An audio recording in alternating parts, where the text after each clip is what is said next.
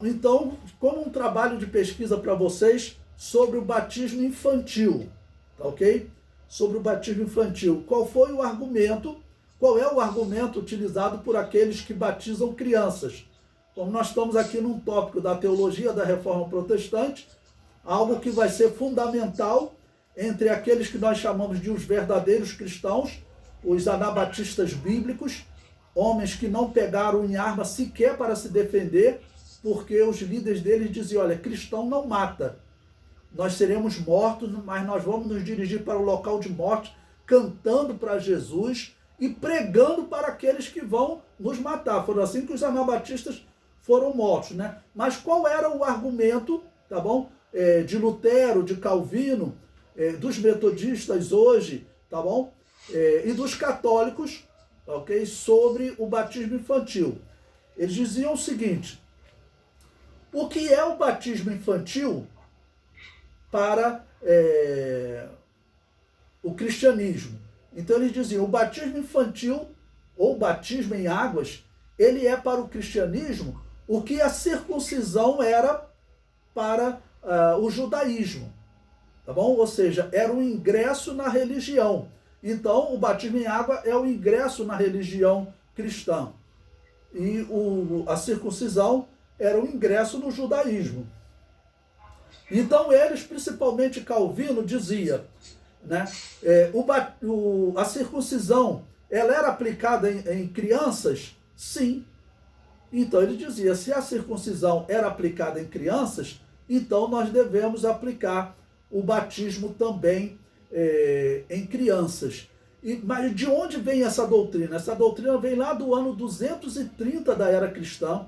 Foi a primeira grande divisão, vou chamar, no meio cristão, porque teve casos de seitas, né, surgindo, mas no meio cristão, a primeira grande divisão surgiu por causa do batismo infantil.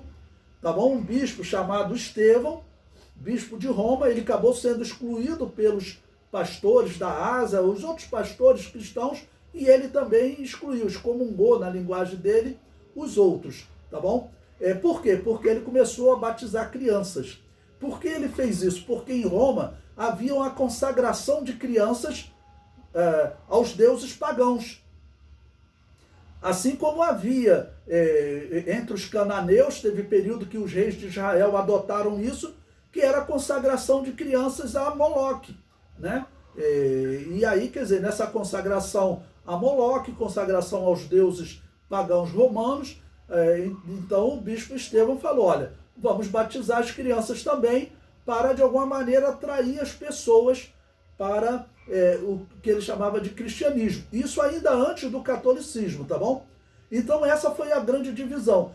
As outras igrejas, quando recebiam membros que foram batizados quando criança por esse bispo, né, de Roma, esse bispo Estevão, o que elas faziam? Elas rebatizavam, porque elas diziam, olha, você não deu um testemunho verdadeiro em Cristo Jesus como a Bíblia ordena, tá bom? Confessando os seus pecados e sendo batizado em águas, porque quando criança você não confessou pecado nenhum, então você terá que ser rebatizado. As pessoas eram rebatizadas e cerca de 23 anos depois, em 2053, houve então uma grande briga entre as igrejas por causa disso e uma separação final, principalmente da igreja que estava em Roma, que foi excluída pelas outras igrejas, tá bom?